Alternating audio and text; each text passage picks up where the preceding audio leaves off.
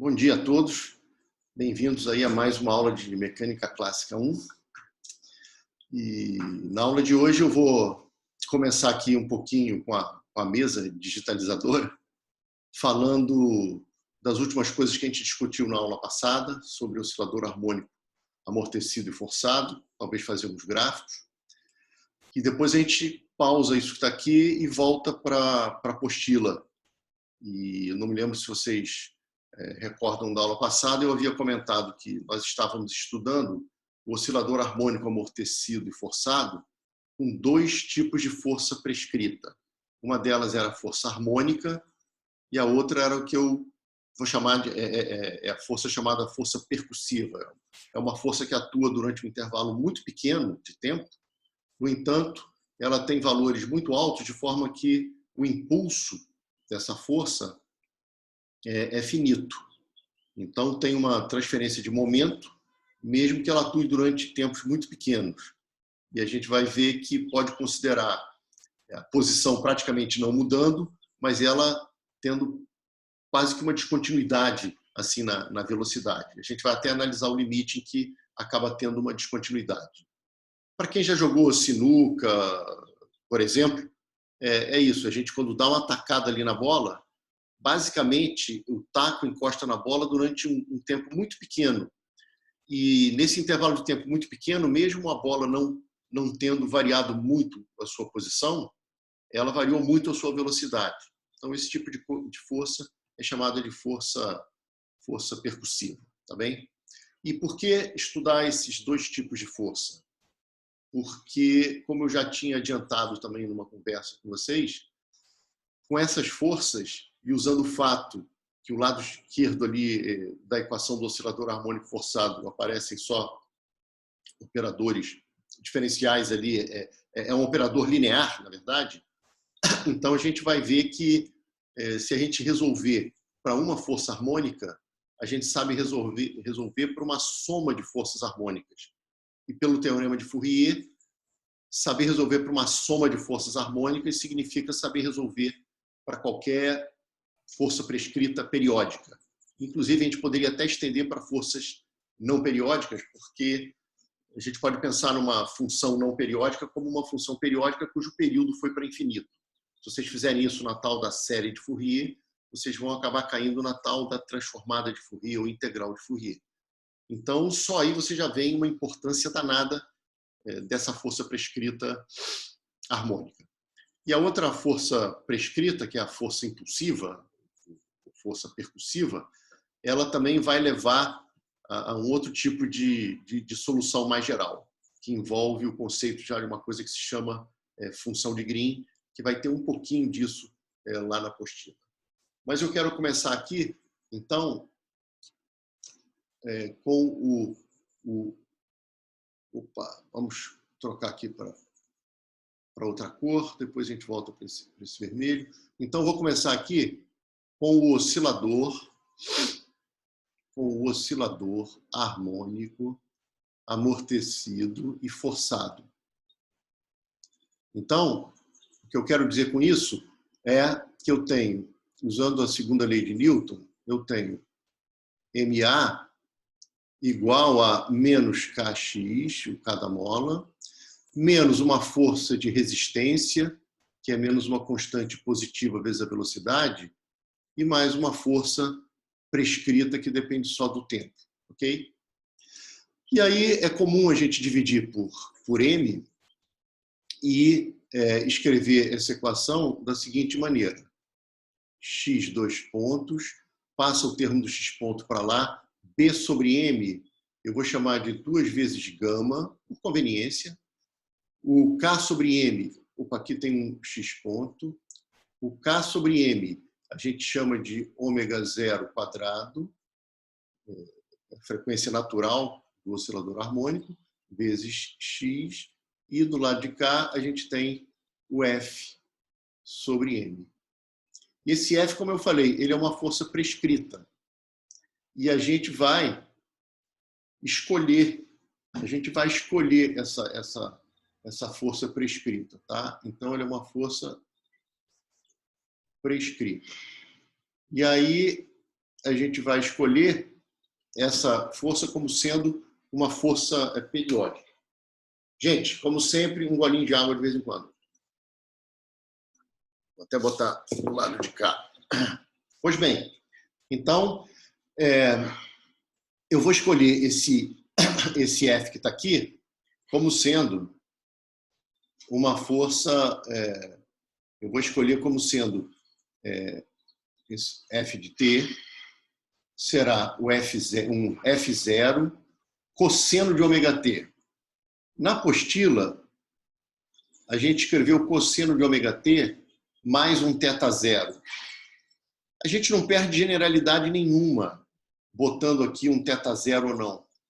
Porque botar um θ0 aqui e eliminar esse cara seria simplesmente redefinir o zero do seu cronômetro.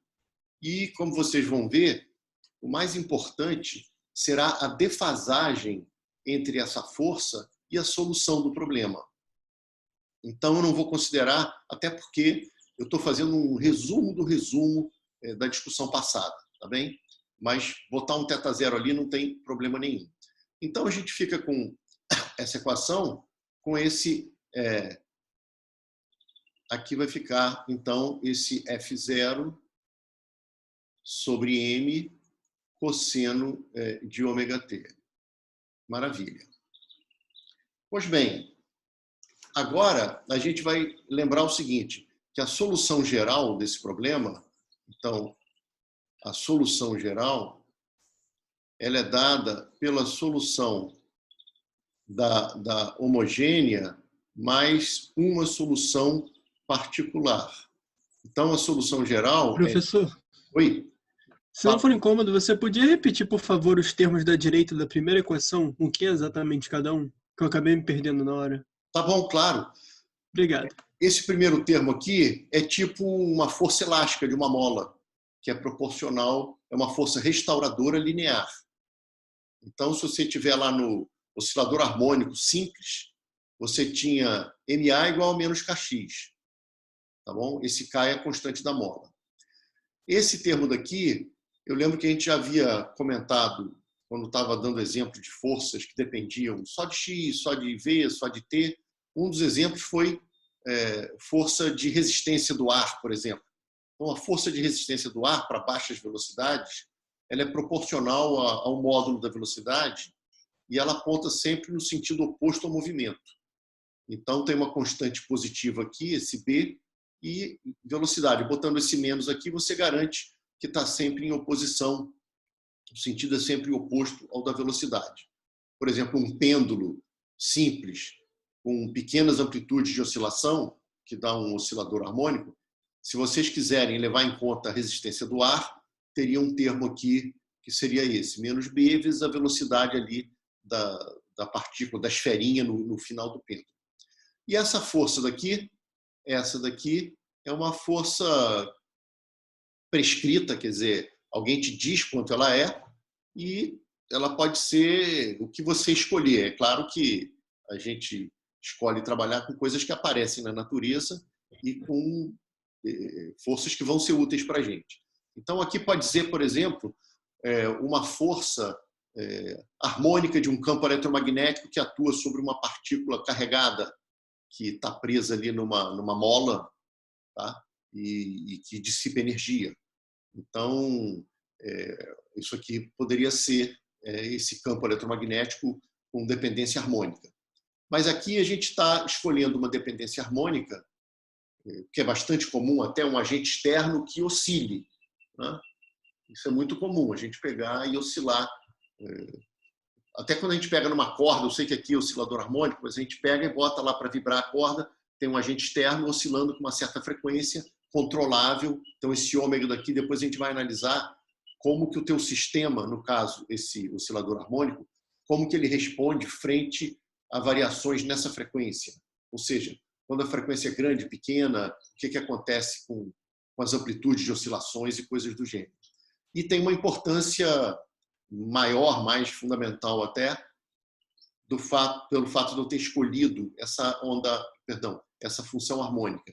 É porque, como eu já adiantei, o teorema de Fourier vai dizer que qualquer função periódica pode ser escrita como uma soma infinita de senos e cossenos de frequências que são múltiplas de uma frequência fundamental que está ligada com o período ali com a periodicidade da função que você está aproximando. E aí, devido à linearidade lá da equação, a gente vai ver que resolver para um caso, ou para 2 ou para 3, a gente sabe resolver para soma. Então, resolver para uma força prescrita harmônica significa dar um passo muito maior do que vocês podem imaginar. E a gente vai ver isso daqui a pouquinho. Mas é isso. Resumindo, primeiro termo, força elástica, restauradora, linear. Segundo termo, uma força de resistência para baixas velocidades. E o terceiro termo é uma força dada, aplicada ao sistema, que a gente escolhe como quiser. Eu estou escolhendo uma força que é importante por vários motivos. Beleza? Ou posso falar mais um pouco? Tá perfeito. Muito obrigado, professor. Tá, ok. Então, eu estava falando que a solução geral dessa equação ela é dada pela solução da homogênea mais uma solução particular. E eu até chamei a atenção pelo fato de solução particular, poderia parecer que pela palavra particular só existe uma, mas não, existem infinitas. Porque qualquer solução da homogênea que você some com alguma particular que você encontrou, vai continuar sendo uma solução da equação completa. Bom, essa solução daqui, gente, a solução da homogênea, nesse caso de oscilador harmônico amortecido e forçado, mas no caso do amortecido, a homogênea não tem esse forçado, o limite, quando T vai para infinito, de todas as soluções, não importa se você está no caso crítico, subcrítico, supercrítico, isso aqui vai a zero, por conta da dissipação, tá certo? Então, quando a gente tiver...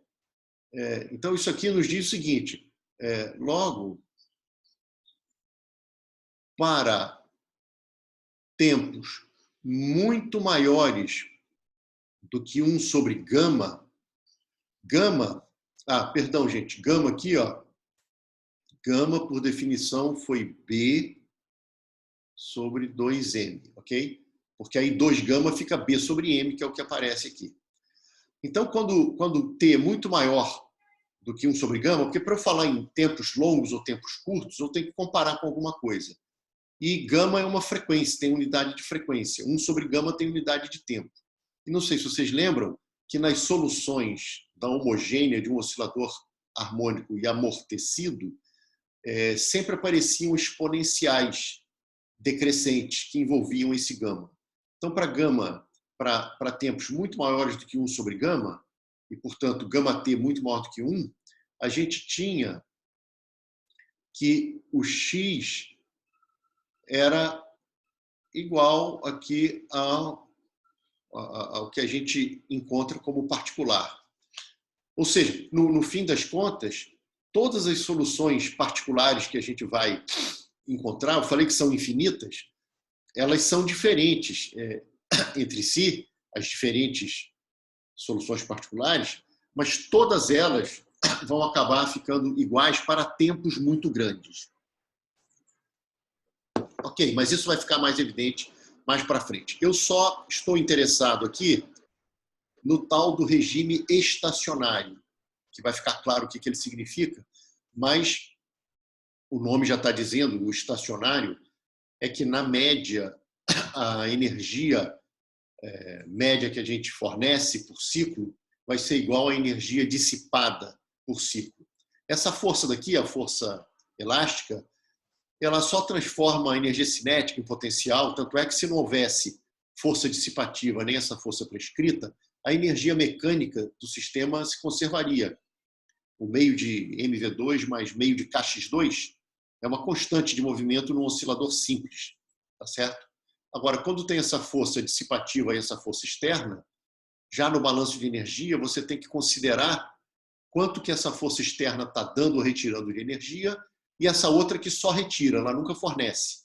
É uma força dissipativa que o tempo todo está retirando, exceto nos instantes que a velocidade é nula, mas ela nunca está fornecendo energia. Então vai chegar uma hora que o que essa força F de T fornece na média em um ciclo é igual ao que essa força daqui dissipa na média nesse ciclo. E aí, nessa situação, a gente vê que, na média, o oscilador não quer mais aumentar a sua energia nem diminuir, porque o que está sendo fornecido está sendo igual ao dissipado, na média, ok? E o nosso interesse vai se analisar qual é a resposta desse oscilador, qual é a melhor resposta desse oscilador, pensando em melhor resposta como em termos ou da amplitude com a qual ele vai oscilar, quer dizer, qual vai ser a frequência externa para a amplitude dessas oscilações ser máxima, ou para que a minha transferência de energia seja máxima para o sistema. É isso que eu estou buscando. Isso vai acontecer no que se chama de ressonância. Mas antes eu quero só lembrar aqui o seguinte, eu quero só a solução, uma solução particular, ok? E aí, para uma solução particular, a gente, em geral, tenta como solução uma solução dessa forma que está aqui, desse cosseno. Só que eu vou buscar isso ainda numa notação complexa. Então, eu vou trabalhar com números complexos. Por quê? Porque quando eu trabalhar com números complexos, eu vou usar essa fórmula daqui, que é elevado a I alfa é igual a cosseno de alfa mais I seno de alfa. E, portanto, a gente vê que o cosseno é a parte real do E elevado a I alfa e o seno é a chamada parte imaginária do E elevado a I alfa. Só o seno, tá? O que a gente chama de imaginário do E elevado a I alfa é só essa parte daqui. Pois bem, com isso, a gente vai perceber que esse cosseno que está aqui na força, ele pode ser escrito como parte real de um E elevado a I ômega t. Então, nessa notação complexa, deixa eu passar isso aqui lá para cima, só um instantinho. Nessa notação complexa, eu vou trabalhar da seguinte forma, usando a notação da apostila. Eu vou botar um til para dizer que é número complexo. Eu tenho uma equação diferencial um pouquinho diferente, que é essa daqui. Ó. Eu tenho esse x til 2 pontos, mais 2 gama x til, mais ômega 0 x til, igual ao F0 sobre M E elevado a I ômega t.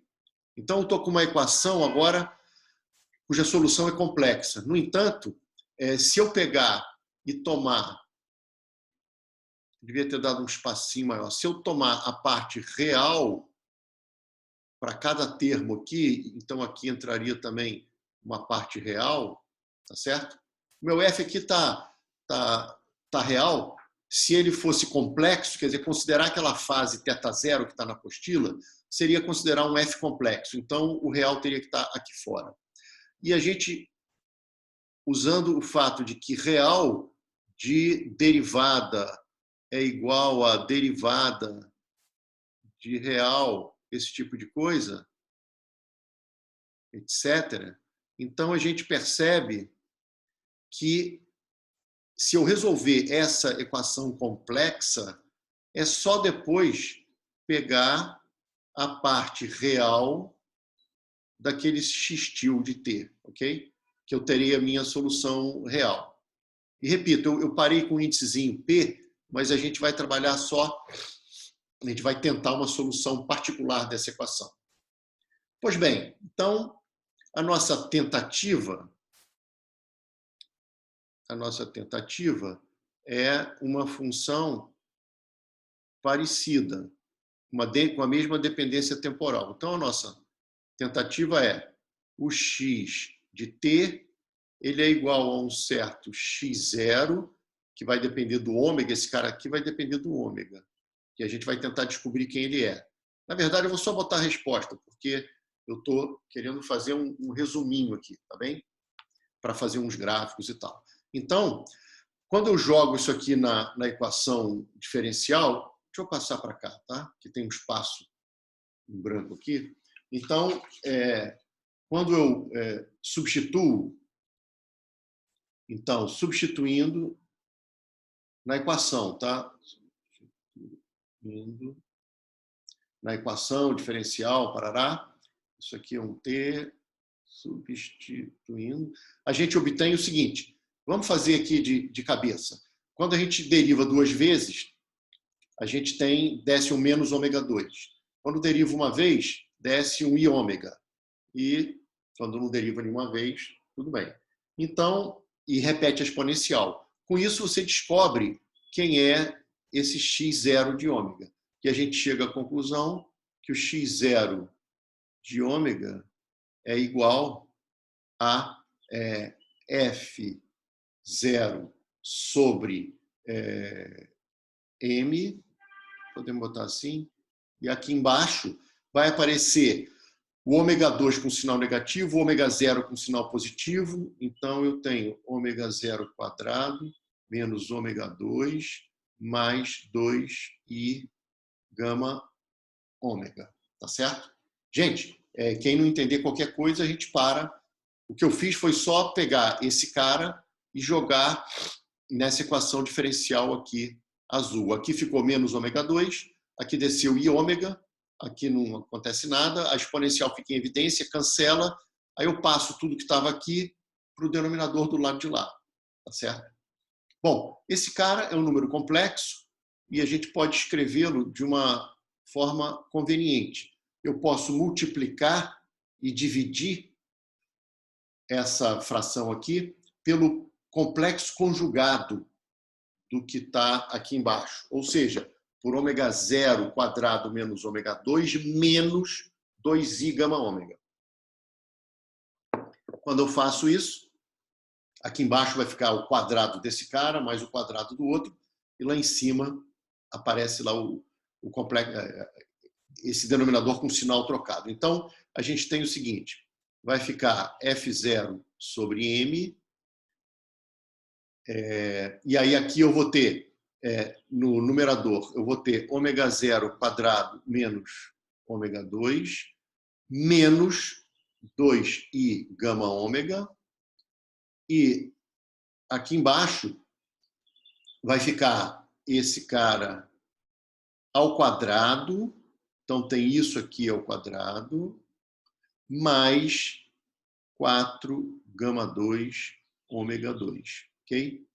Então fiz isso só para sumir esse número complexo do denominador e fica até fácil perceber já qual é a parte real e qual é a parte imaginária deste número complexo, tá bem? Porque depois eu vou precisar tomar a parte real disso que está aqui para ter a minha solução particular. Então, é conveniente eu passar isso aqui para a forma polar. Então, a gente vai escrever esse número complexo, x0 de ômega, como sendo seu módulo. Então, eu escrevo como o módulo dele e uma fase que também depende de ômega, ok? E esse camarada daqui, esse módulo, a gente vai chamar de amplitude. Vai ficar claro que ele vai estar ligado com a amplitude das oscilações na situação estacionária, ok?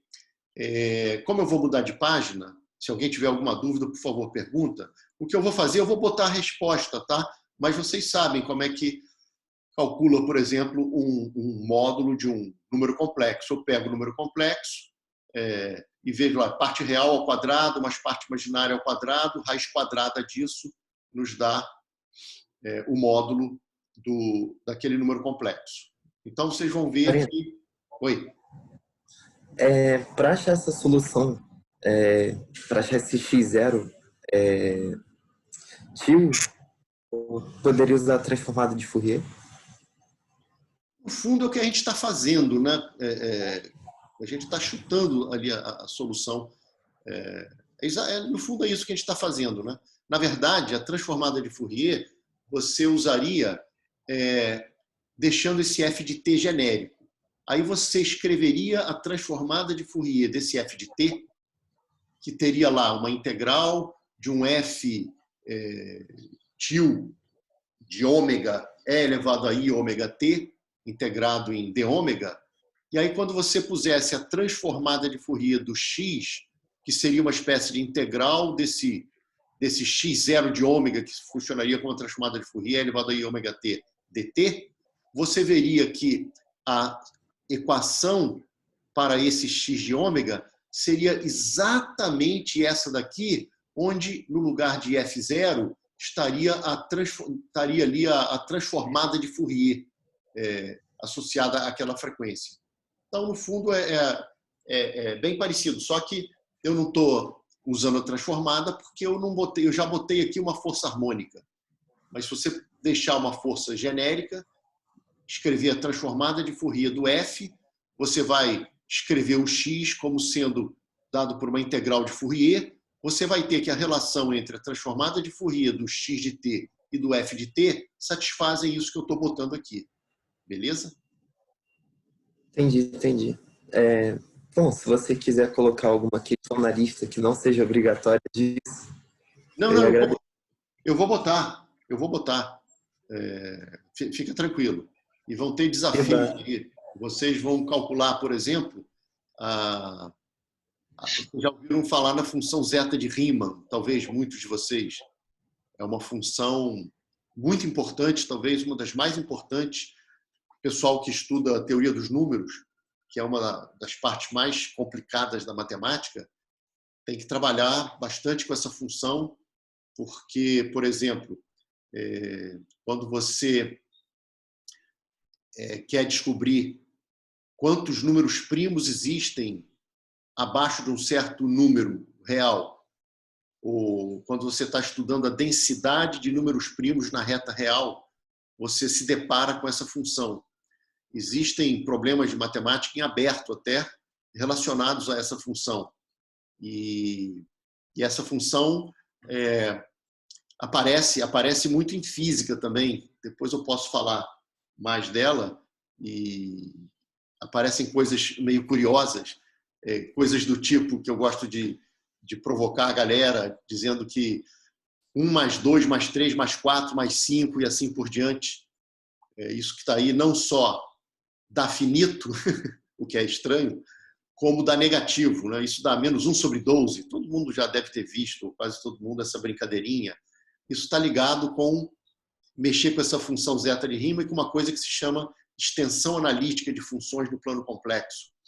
E um exercício que eu vou passar para vocês é calcular, por exemplo, a zeta de 2. A zeta, só para não ficar falando aqui... Então, isso aqui é o nosso momento de viagem, tá? Vou até botar em outra cor aqui. Vou botar aqui em verde. Então, fazendo um micro rascunhozinho aqui, essa função zeta de Riemann, de S, ela é dada pela soma de 1 sobre n elevado a S, n de 1 a infinito. Tá? E acontece que, se vocês forem lá para o plano complexo, aqui seria real de S, aqui seria imaginário de S. Essa função, dada por essa soma, ela só converge, aqui é o 1, nessa região que está aqui. Mas vocês poderiam se perguntar se existe alguma função que valha em todo o plano complexo, mesmo que ela tenha polos e até um número infinito de polos, mas que seja analítica fora desses polos, mas que nessa região rosa, roxa que eu botei aqui, ela coincida exatamente com essa soma que está aqui. Isso significa fazer uma extensão analítica dessa função que valia só no rosa para todo o plano complexo. E aí você pode, nessa extensão analítica, brincar e perguntar valores dessa função em pontos nos quais essa função que valia só no rosa aqui não valia, tá certo?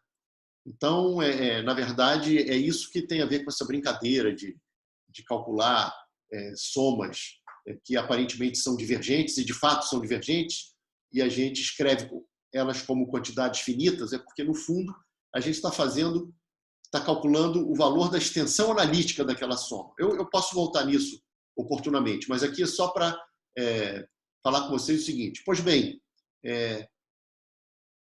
os valores da zeta, em alguns, zeta de 2, zeta de 4, e a função zeta aparece em vários cálculos de teoria de campos, até quando você está calculando a energia do vácuo, a energia do ponto zero, aquele tal efeito Casimir, tem técnicas que usam essa função zeta. E a gente vai calcular essa zeta de 2. Já fica aqui o desafio para quem quiser pensar e mostrar que essa zeta de 2 vale π2 sobre 6. O exercício que eu vou passar como um pequeno desafio é via série de Fourier. Então, eu vou pedir para vocês resolverem um probleminha de série de Fourier e, a partir desse problema, vocês vão conseguir calcular a zeta de 2. E aí vão até saber como calculariam a zeta de 4, a zeta de 6 e assim por diante. Claro que vai ficando mais complicado. E eu vou botar na lista também um desafio que eu acho espetacular, que o Euler, quando tinha 21 anos, se eu não me engano, ele calculou a zeta de uma maneira incrível. Vai estar descrita lá na lista, então não vou gastar tempo aqui agora, mas tem um método que ele usa que é simplesmente espetacular, e ele calcula a zeta, não só a zeta de 2, como a zeta de 4, a zeta de 6. Parece que ele foi até a zeta de 26 por esse método, que vocês vão ver que vai ficando muito, muito difícil, tá? Mas eu vou deixar como desafio vocês calcularem a zeta de 2 pelo método do Euler, depois a zeta de 4, que já é um pouquinho mais difícil, e eu vou parar por aí. E vocês também vão calcular via soma de Fourier. Então, vão aparecer aí já na próxima lista, que eu gostaria de, talvez hoje ou amanhã, passar para vocês, alguns desafios para os alunos que estão com sede aí de desafios. Bom, voltando para cá, Sidney, se quiser fazer alguma pergunta, fica à vontade, tá? Obrigado. Mas vai aparecer aí, já na lista 6, problema com série de Fourier e um ou dois desafiozinhos envolvendo essa função tão bacana que a gente pode falar mais dela depois, ok? Bom, e na verdade, só mais um comentáriozinho. Vocês já devem ter visto ou brincado de pegar um baralho de cartas e empilharem esse baralho tentando deslocar as cartas para fazer com que uma carta fique fora da coluna ali o máximo possível. Então, vocês poderiam tentar resolver esse probleminha. Isso tem a ver com a posição do centro de massa do sistema, onde ela está, para isso estar estável ou não. E se vocês tentarem resolver esse problema, vocês vão encontrar um resultado completamente surpreendente. Não só se você tivesse uma pilha de cartas muito grandes, vocês conseguem fazer uma pilha de modo que lá pelas tantas tem uma carta, quer dizer, o extremo da carta superior, ela está mais afastada da base por uma distância maior do que o seu comprimento. Ou seja, tem carta que está totalmente à direita do extremo da carta da base. E não só isso acontece, como se vocês tivessem, aí é um problema completamente irreal, tá? Se vocês tivessem infinitas cartas e a gravidade fosse uniforme o tempo todo, vocês teriam uma coluna que poderia se afastar infinitamente. Isso é muita loucura. E quando vocês tentarem calcular quais são as posições que você deve botar da primeira, da segunda, da terceira, da quarta, da quinta carta e assim por diante, vocês vão cair numa série que se chama série harmônica, que nada mais é do que 1 mais meio, mais 1/3, mais 1/4, mais 1/5 e assim por diante, e que isso, de fato, diverge, e essa divergência corresponde exatamente ao polo, ao único polo da função zeta de Riemann. Então, isso foi só uma conexãozinha assim para provocar um pouquinho mais vocês. Mas deixa eu voltar aqui para o nosso oscilador harmônico, que para entender essas coisas todas, a gente tem que entender aqui o oscilador harmônico. Forcei a barra um pouco agora, né? Mas tudo bem. Bom, então vamos lá, gente. Eu vou escrever esse cara daqui como sendo o seu módulo mais uma fase. Eu já vou botar a resposta para a gente poder fazer discussão física, mas nada mais é do que calcular módulo de um número complexo e depois usar esse tipo de fórmula daqui para saber quanto vale o seno ou cosseno desse cara e a tangente e assim por diante, ok? Então, eu vou botar isso na página seguinte que eu acabei de criar. E então eu já vou escrever o seguinte, que esse A, deixa eu voltar para a nossa cor azul, esse A, ele é dado por, vai ter F0 sobre N, e aqui no denominador vai ter raiz quadrada de ômega 0 quadrado menos ômega 2 ao quadrado mais 4 gama 2 ômega 2. E a raiz quadrada vem até aqui. E aqueles senos e cossenos vão ser dados por... Então, você tem, por exemplo, o cosseno do φ de ômega, ele vai ser dado por... Vai ter vai ter esse ômega 2 menos ômega 0 quadrado menos isso, sobre essa raiz, o seno vai ser dado, seno de φ de ômega, porque talvez eu use, não me lembro agora, talvez eu tenha que usar o seno em algum momento, por menos 2 gama ômega sobre essa raiz, tá certo? E, portanto, a tangente, que é seno sobre cosseno, cancela ali o denominador, vai ficar menos 2 gama ômega sobre ômega 0 quadrado menos ômega 2. Tá bom? Então, o φ é arco tangente isso aqui, tá bem? E a gente pode fazer, eu vou fazer, era aqui que eu queria chegar. Opa, deixa eu levar isso para cá. Eu quero fazer o seguinte, 2 gráficos. Então, eu vou botar aqui, ó, um eixo aqui, outro eixo aqui, e vou botar logo lá embaixo também um outro eixo aqui, e aqui um outro eixo. E eu vou desenhar o seguinte, eu vou desenhar o A de ômega versus ômega, e eu vou interpretar bem esse A daí para ninguém se enrolar, e o φ de ômega. E aqui, deixa eu botar também uma reta que vai me ajudar. Uma reta aqui em menos π. Isso aqui vai ser menos π. E aí o que acontece é o seguinte, eu vou supor que é um caso mais interessante, que o gama seja menor do que o ômega 0. Então é o caso subcrítico. Na verdade, eu vou até supor, para fazer talvez alguns desenhos, tal, eu vou já trabalhar com gama bem menor do que ômega 0. Tá? Mas ele é menor. E aí o que acontece é o seguinte, aqui tem um gráfico que passa por um máximo e vai descendo depois, e esse máximo ocorre,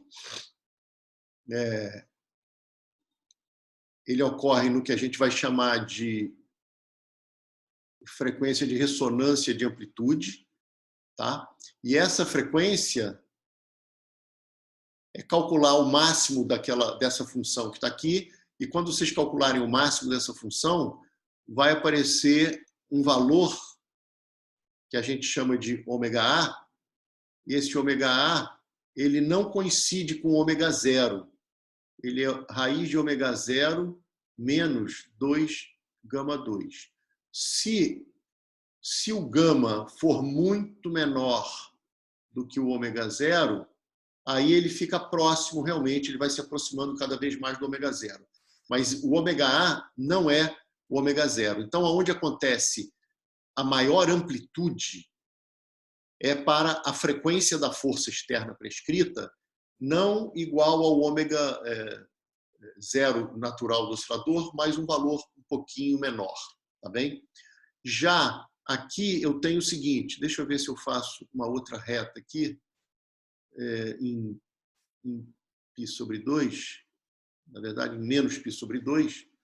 Então, aqui eu tenho menos π sobre 2, e agora aqui, ó, no ômega zero,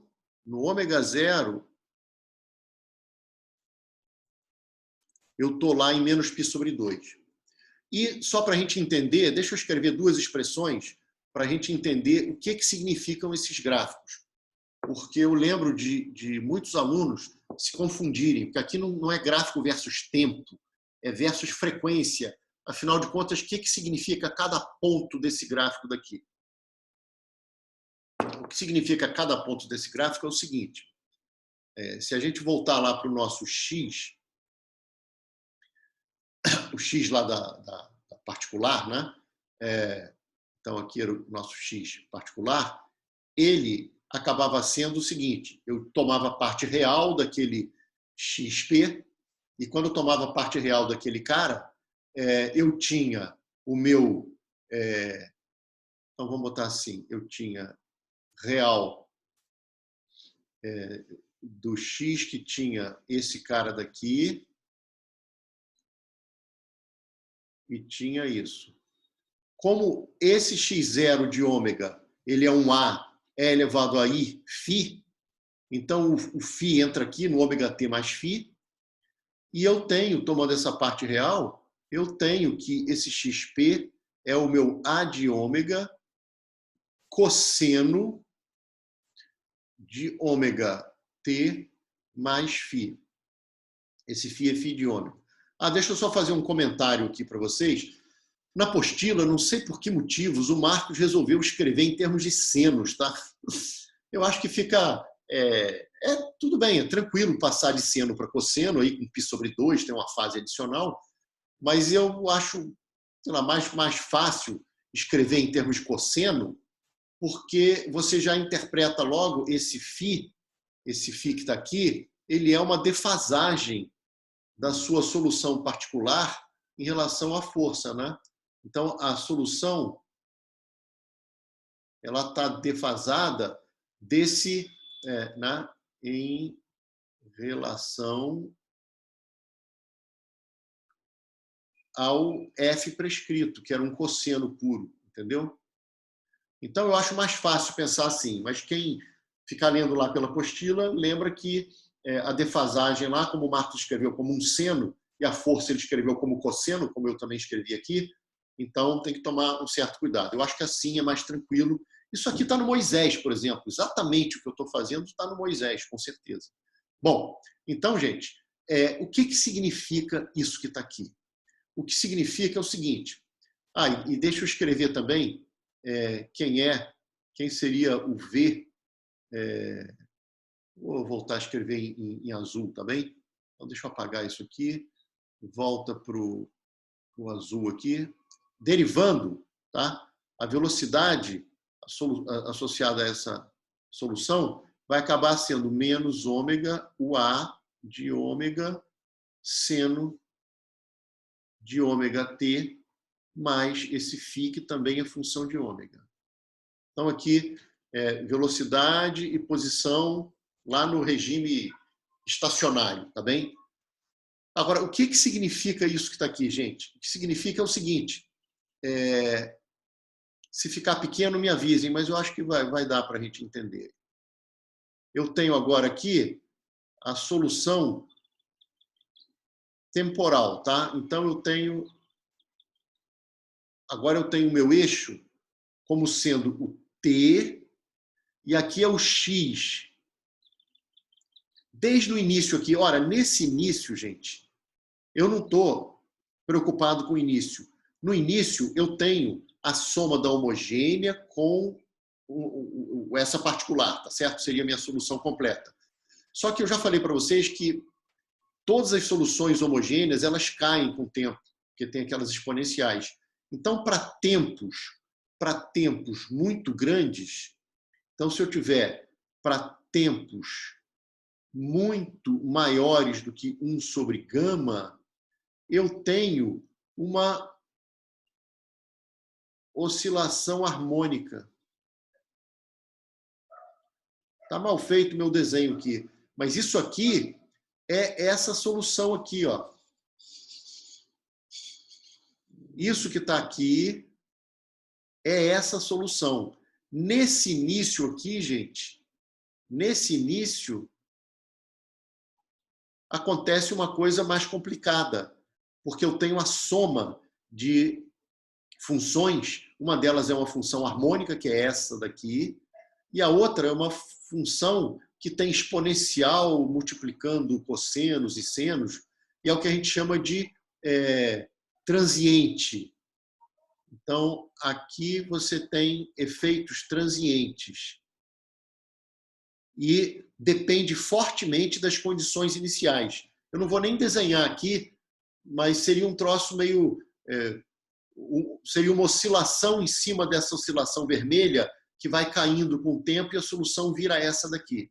E o que eu falei anteriormente foi o seguinte: qualquer que seja a condição inicial, depois de muito tempo, a solução é exatamente essa que está em vermelho aqui. Mas o que aconteceu antes aqui depende fortemente das condições iniciais. Esse é o chamado regime estacionário, tá certo? E no regime estacionário, vocês podem fazer... Eu vou botar ainda umas fórmulas aqui na frente, de potência média, de coisas do gênero. Então, deixa eu só enfatizar mais uma vez o seguinte. Esse A que está aqui, ó, esse A que está aqui, ele é essa amplitude aqui, ó. Ele é essa amplitude aqui. Essa amplitude aqui é esse A dessa equação.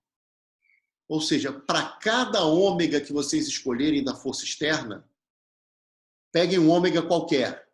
Depois de um tempão, o oscilador harmônico amortecido e forçado, ele está oscilando dessa forma.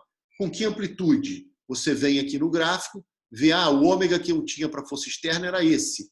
Aí você vai lá e vê qual é essa amplitude. Essa é a amplitude com que aquele carinha está oscilando. Aí você vai e muda a sua frequência para uma outra.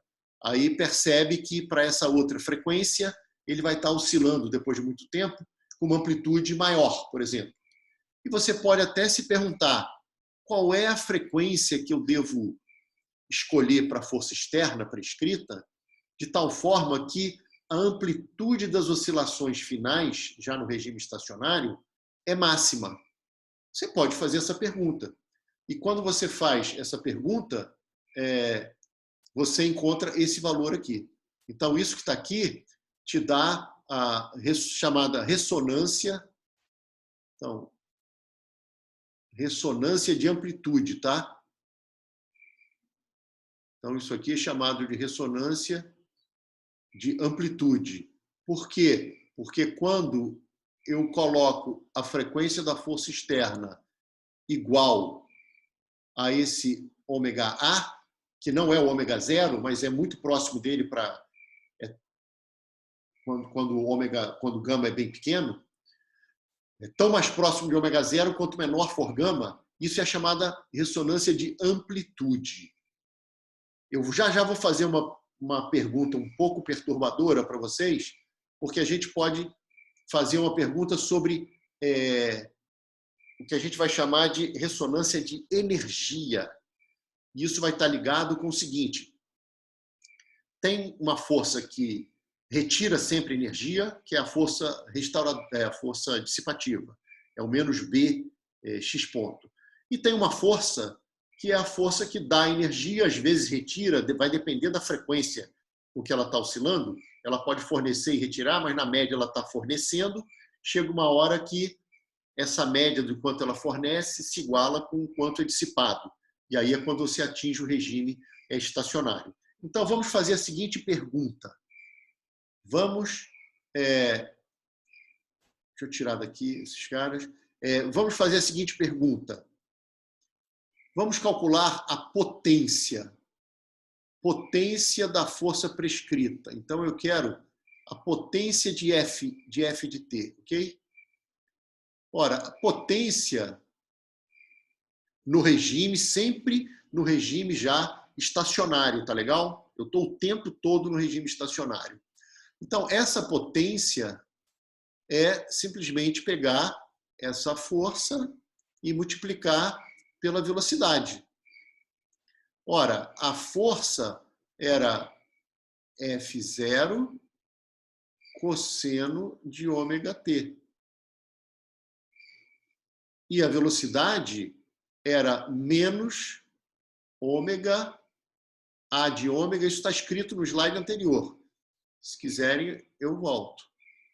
Seno de ômega t mais o φ, que é φ de ômega. Tá? Esse φ é um φ de ômega. Então, isso aqui é a força. Esse cara daqui é a força, é o F de T. E este cara daqui com esse sinalzinho de menos,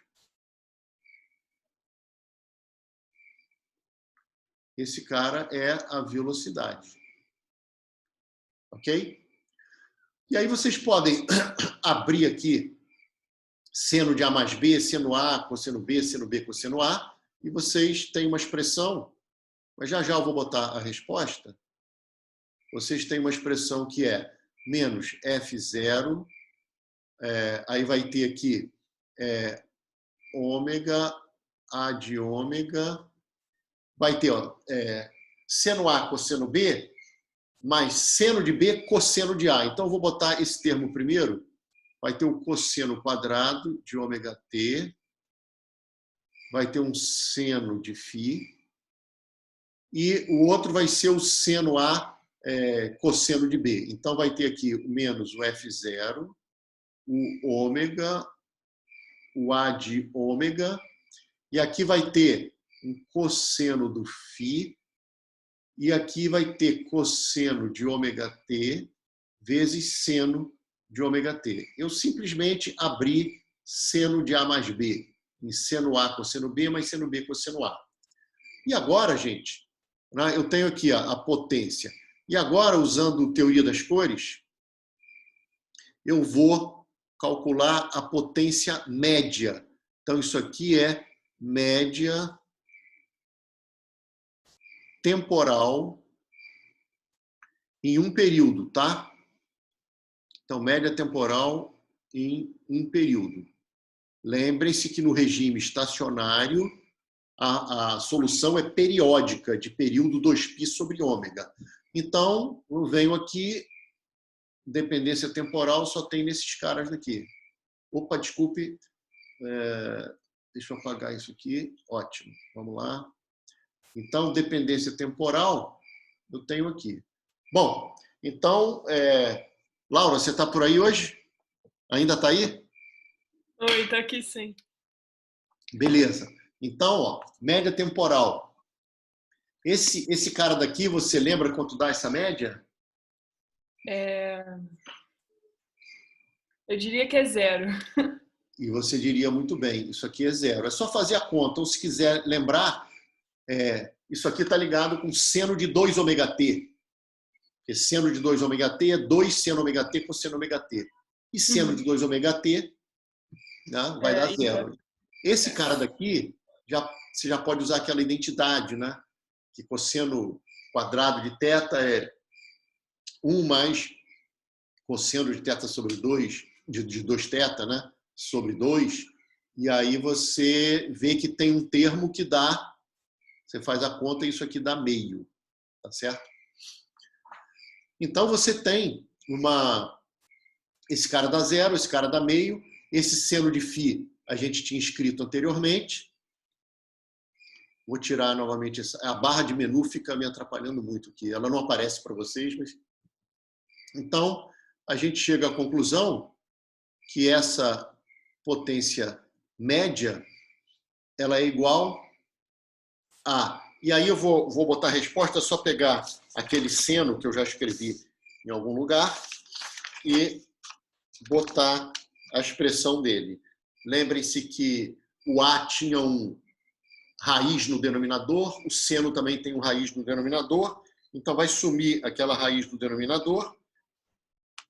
No seno tinha um 2 gama, o 2 cancela com esse cara, tinha um menos, que fica com mais ali, então acaba sendo F0 sobre F0, aparece F0 quadrado, porque tem um F0 dentro do A, sobre M, aparece um gama, que vem lá do seno, o menos com menos fica mais, o 2 cancela com esse cara, e vai ter um ômega do seno com esse outro ômega daqui, fica ômega quadrado, e o denominador sai aquela raiz e tem esse cara.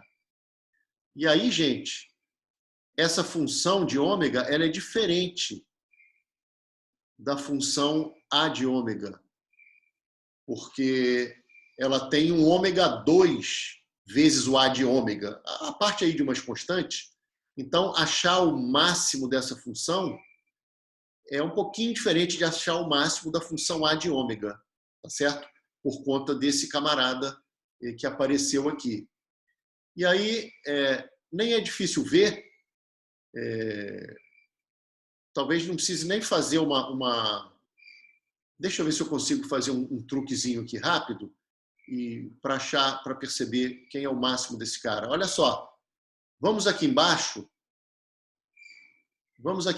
botar em evidência, aqui dentro, eu vou escrever esse cara daqui da seguinte forma: ômega 0, ômega em evidência, isso tudo dentro do que está ao quadrado. Então, quando eu boto esse cara em evidência, aqui diminui uma potência do ômega 0 e fica um ômega aqui embaixo.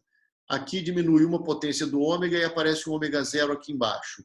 E tudo isso estava ao quadrado. Eu estou pensando alto aqui, escrevendo, tá bem? E aí, quando eu coloco esse cara aqui em evidência, eu vou ter o seguinte, porque lá embaixo tem outro termo com ômega 2, e esse cara, quando sai do quadrado, sai com ômega 2. Então, eu vou ficar assim, vai ter um ômega 0, eu vou até fazer assim, quadrado, vai ter um ômega 2, e aí eu vou ter ômega 0 sobre ômega menos, vamos ver se vai dar certo aqui, peraí, isso ao quadrado, mais aquele ômega 2 que estava aqui, ficou em evidência, está aqui. E esse ômega 0, então, vai ter que aparecer um carinha aqui. Tá? Vocês concordam com o que eu escrevi, gente? Eu só peguei aqui dentro, botei esse ômega 0 em evidência e escrevi dessa maneira. Como está ao quadrado, esse ômega 0, ômega, sai ao quadrado. Como já tem esse ômega 2 aqui, então resolvi botar o ômega 2 em evidência. Aproveitei e botei logo esse ômega 0 aqui, não sei se foi uma boa, mas ele é uma constante. Por isso que apareceu esse cara. E aí, olha que legal. Esse cara cancela com esse. Como esse cara daqui é uma constante, não envolve ômega, e aqui embaixo a gente tem soma de quadrados, o máximo dessa função é quando, repito, esse cara era uma constante, é quando esse cara for mínimo. E ele é mínimo quando ele for zero, que é uma quantidade que é não negativa. Então, o mínimo dela só poderia, no máximo, ser no zero. E ela é zero quando ômega igual a ômega 0. Então, aqui deu para fazer esse truquezinho, em vez de derivar, igualar a zero, para achar o máximo e tudo mais. Ou seja, a gente chegou à conclusão que... então, chegamos à conclusão que P, médio, né, é máxima exatamente máxima em ômega igual a ômega 0. Tá certo? Isso aqui é chamado de ressonância de energia. E tem uma interpretação bacana. Então, isso aqui é chamado de ressonância de energia. Reparem que está ocorrendo em outro valor da frequência, ok? Ressonância de energia. E tem uma coisa muito bacana que é o seguinte, para ômega igual a ômega zero, o φ de ômega é igual a menos π sobre 2. É só olhar lá no gráfico do slide anterior. Logo, a velocidade ali no regime estacionário seria, né, tinha o menos o ômega e tinha o A de ômega e tinha o seno de ômega t menos π sobre 2. Então, isso dá seno A cosseno B, que dá 0, menos seno de B, que é 1, cosseno de A. Menos com menos mais, olha que legal. Dá mais ômega A de ômega cosseno de ômega t. Tá? Laura, por que é legal essa resposta? Você consegue imaginar por que é legal essa resposta? A velocidade na ressonância de energia, ela é um cosseno de ômega t, sem mais ninguém aqui dentro. Isso aqui te sugere alguma coisa? É a mesma forma da força, né? Da zero. Exatamente. Exatamente. Então, ó, V e F estão em fase. E o que significa estar em fase? Significa, deixa eu até sublinhar aqui, cara, porque isso é muito importante. Na ressonância de energia, o que acontece é o seguinte, teu oscilador está oscilando ali harmonicamente com a frequência da força.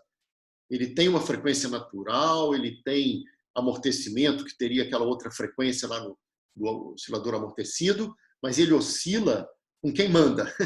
Com a força externa, no fim das contas, é ela que vai mandar. A questão é que, se essa frequência externa está próximo ou distante de frequência de ressonância, o oscilador harmônico, se ele está longe da frequência natural dele, ele não quer responder bem. Aí ele oscila com amplitudes pequenas.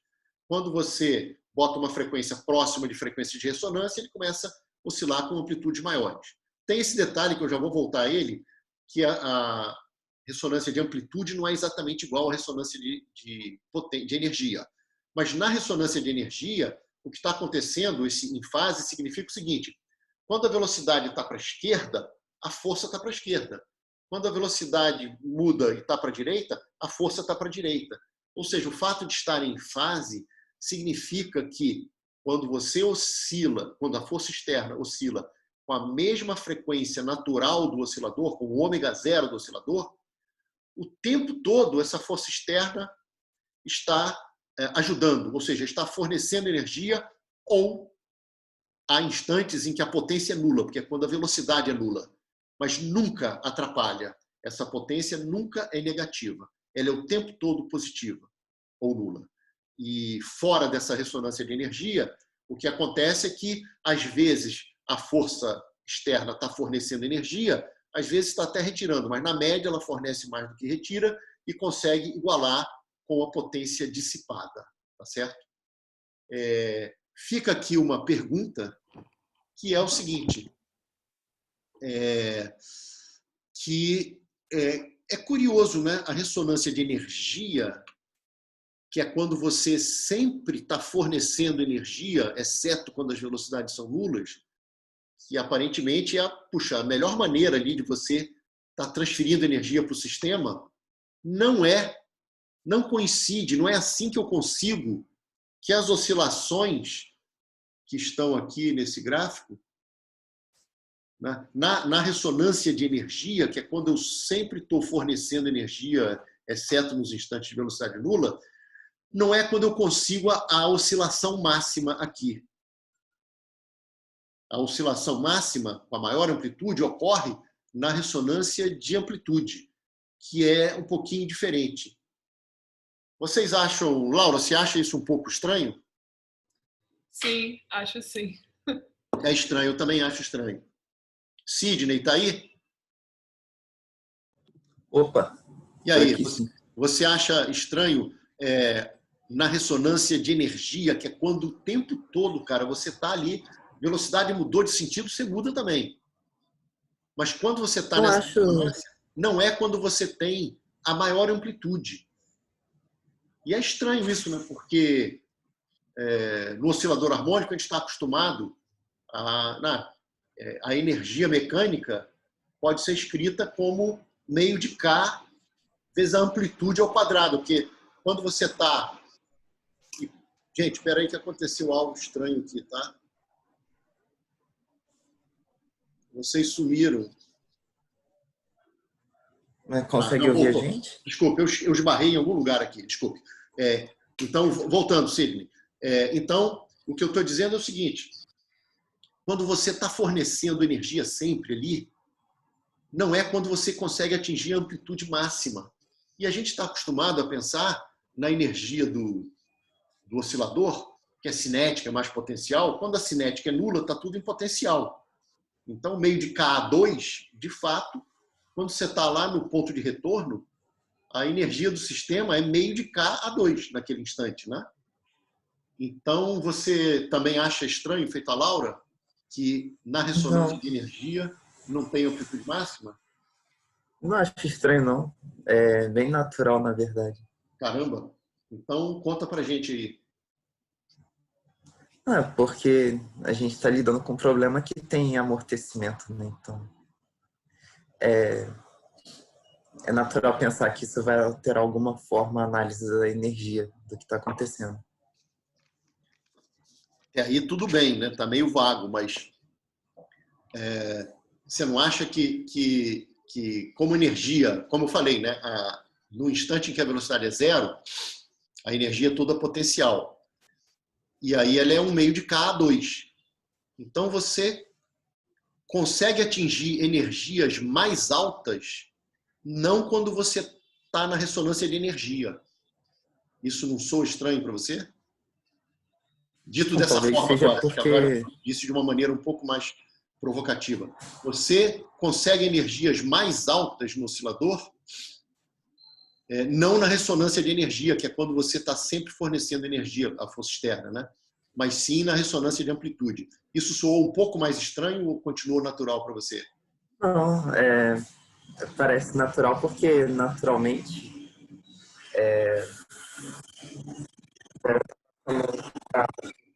E deu uma picotada para mim, Sidney, se você puder voltar ao tudo natural bem. naturalmente aí. Natural, naturalmente. Enfim, essa força de amortecimento, ela vai gerar uma mudança de fase entre a força que você aplica e o que está acontecendo no seu sistema, né? Então, isso vai fazer com que, quando você calcule a potência dessa força, apareçam termos negativos, porque a força está para um lado e o seu bloquinho está indo para o outro. Sim, E por eu isso concordo que... com isso. Eu só acho que, quer dizer, eu não acho muito natural isso. O que você falou para mim é super natural e é o que acontece mesmo. Eu mesmo com tudo que você falou, para mim ainda soa um pouco estranho você conseguir energias máximas não na ressonância de energia, mas na ressonância de amplitude. Mas, obviamente, está ligado com o que você falou, né? É o fato de ser uma situação mais complicada. Na verdade, já que a gente está falando sobre isso, então, na verdade, embora aqui seja uma oscilação harmônica, tá? Eu tô aqui no regime estacionário, então tem uma oscilação harmônica. A solução é dada por esse cara daqui, tá? Uma pergunta: a energia se conserva? O movimento é harmônico, tá? Isso aqui é um movimento harmônico simples, né? É uma constante que eu tenho uma frequência dada, fixa, tá? Então, esse A de ômega é uma constante vezes cosseno de ômega t. A energia é constante nesse movimento harmônico? Bom, eu acho que depende do que você queira se referir à energia. Se você calcular uma média nesse intervalo, Não, não, não. eu Eu estou imagino... calculando, eu não quero média. Eu posso depois Ah, calcular a tá. média. Eu estou perguntando, a energia cinética mais potencial nesse regime, tá? Eu não estou no transiente, que um monte de coisa maluca acontece. Eu estou num regime em que o movimento é um movimento harmônico simples, que é o que está escrito aqui, né, no meu mouse. Uma constante, que é a amplitude para aquela frequência, e o cosseno do ômega t ali, com essa defasagem, né? Então, eu tenho um cosseno de ômega t aqui e tem uma solução harmônica. A pergunta é, a cinética mais potencial aqui é constante? Aqui só. Bom, não fiz conta nenhuma, mas eu diria que não, porque você tem algo que está tirando energia, que depende da velocidade, certo? Que é o amortecimento, e você está dando energia por algo que depende do tempo, não é algo que depende da velocidade também. Então não é como se a cada momento, tudo que você tira de energia é o que você está colocando. Você tem momentos que você tira mais energia e tem momentos que você coloca mais energia. Então, você está dizendo que a energia não se conserva aqui. Então, Bom, eu entendi que você queria dizer que ela se conservava e agora você está dando um argumento para não conservar isso. ela se conserva se você tirar a média em uma oscilação, digamos assim. Tá, muito bom, cara. Então, vou aqui... Isso é que dá ter aluno bom na turma, é isso, né, cara? O cara responde todas as perguntas. Então, eu vou botar no papel um pouco o que você falou, tá? Então, você tem aqui, Fala ó. isso não, fico envergonhado. Não, cara, a gente tem que elogiar. Aluno gosta de elogio e merece elogio mesmo. Então, olha só, o que eu estava falando é o seguinte, mas ainda assim, mesmo o que o Sidney falou é verdade, eu vou mostrar aqui de forma mais explícita o que ele está falando. Mas ainda assim, eu acho bastante não intuitivo você conseguir amplitudes máximas não na ressonância de energia, que é quando você sempre fornece energia. Mas a razão está ligada com o que o Sidney está falando. E é isso aqui. Ó. Você tem 1/2 de kx2 mais 1/2 de mv2, que é o x ponto quadrado, beleza? A gente está acostumado se é um oscilador harmônico, a gente bota isso e dava constante. A gente mostrou que isso era constante lá no oscilador e tal. Aqui, nesse oscilador harmônico amortecido e forçado, é uma bagunça até que chega no regime estacionário. Quando chega no regime estacionário, a gente é levado por, sei lá, por pensar no oscilador harmônico usual, que também, já que está oscilando harmonicamente, que seria conservada a energia. Mas vamos ver se é verdade.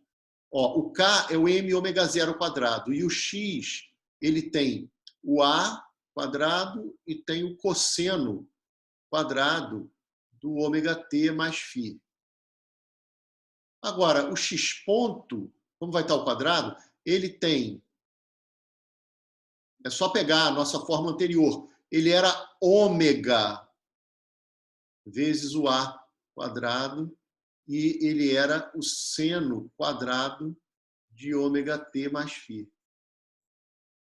Então, ó, isso daqui não é constante, porque se esse ômega daqui fosse o ômega zero, eu podia botar em evidência e ficava cosseno quadrado mais seno quadrado igual a 1. Mas o ômega não é igual a ômega zero. Aqui está ômega zero e aqui está ômega. Então, isso que está aqui não é constante. E aí o que acontece é isso, que na ressonância de energia, e aí, claro, na média, mas na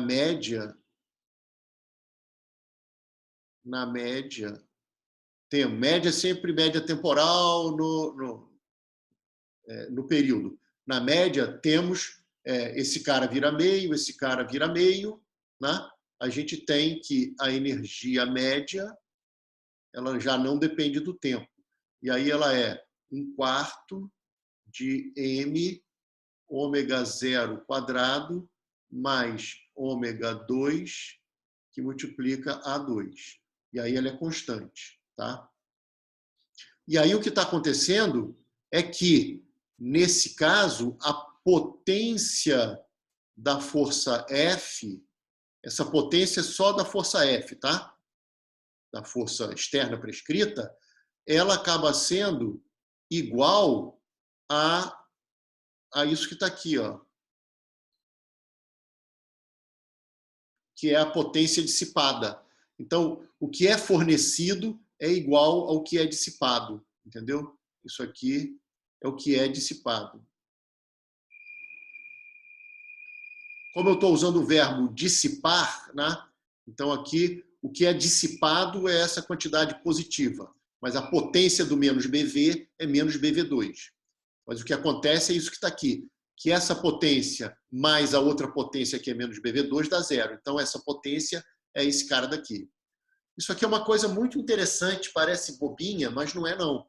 Isso está relacionado até com coisas mais importantes que vão aparecer na frente para vocês.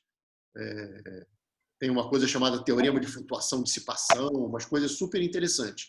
Mas aqui eu quero chamar a atenção para vocês no seguinte, que quanto maior for a potência dissipada, ou quanto maior for a potência fornecida, maior será a potência dissipada no no regime estacionário.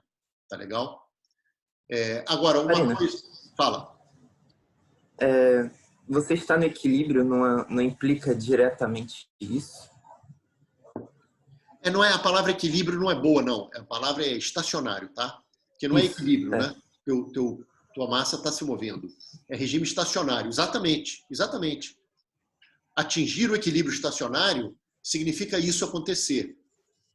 A gente poderia, antes de tudo, de resolver todas as contas que eu mostrei hoje aqui, a gente poderia, por argumentos que eu já até discuti com vocês, chegar à conclusão de que esse regime é atingido. Por quê? Por uma coisa que eu falei antes. Ó. Essa força ela é prescrita.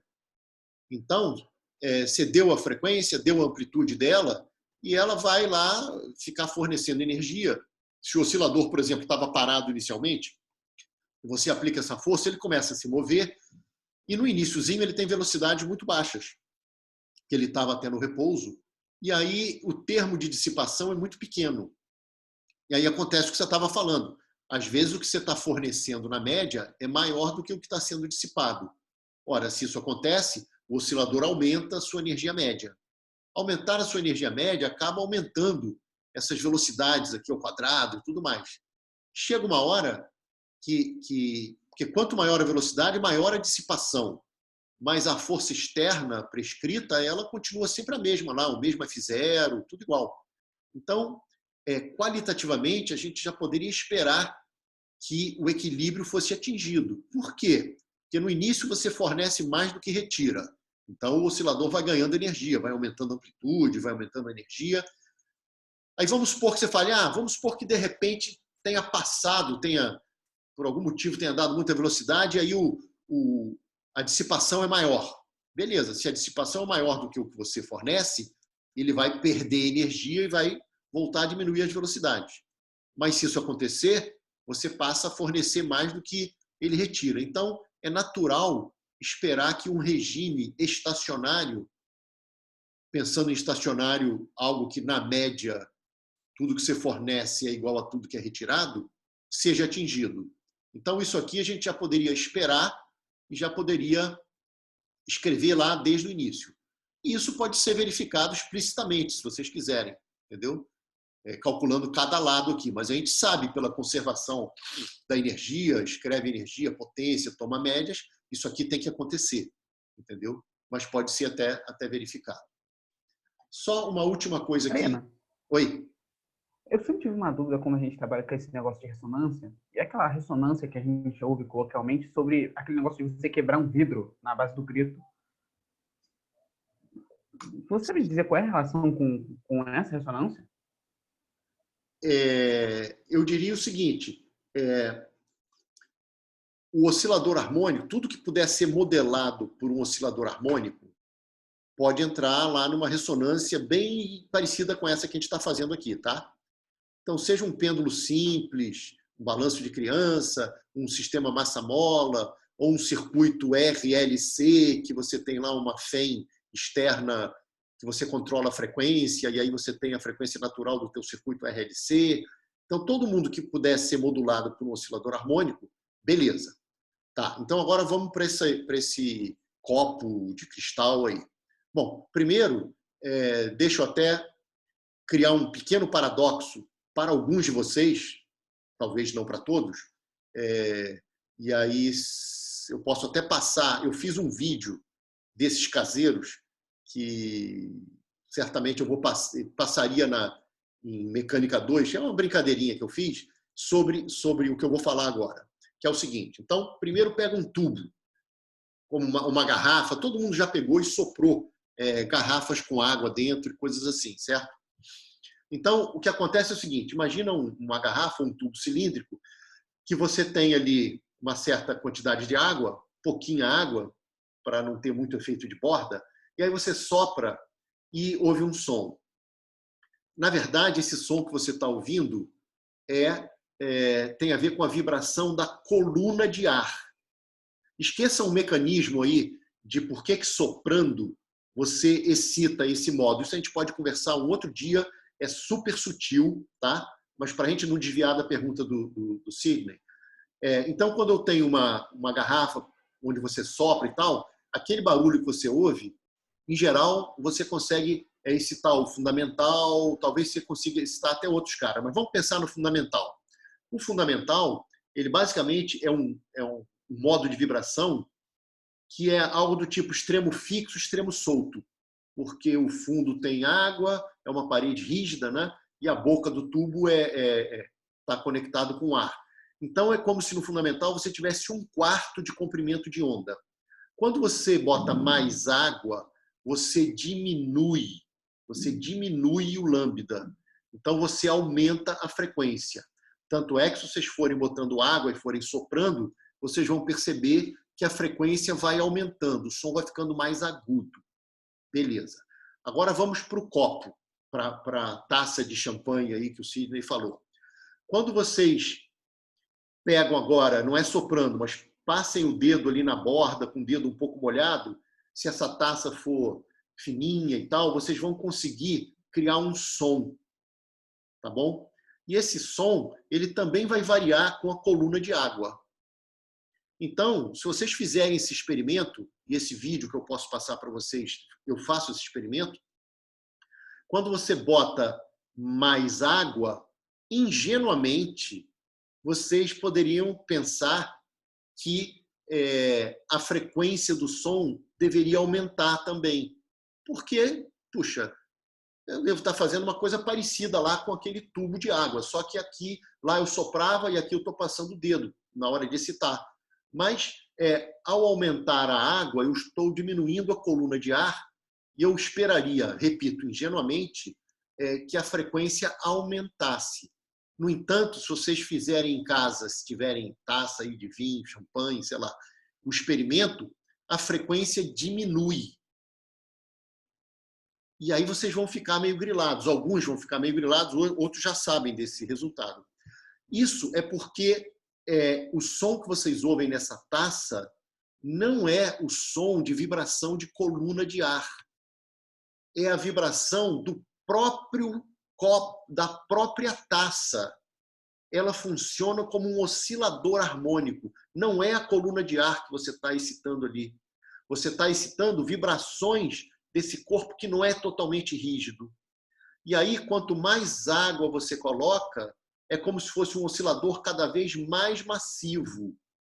E oscilador mais massivo, com raiz de K sobre M aumentando, tem a frequência diminuindo.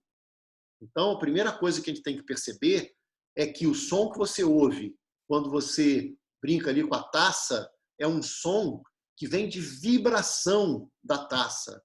Ora, se é vibração ali, tipo oscilador harmônico, se eu entro em ressonância com ele, cantando e emitindo um som que no Fourier desse som tenha uma frequência que seja a frequência de ressonância, eu vou transmitir energia para ele.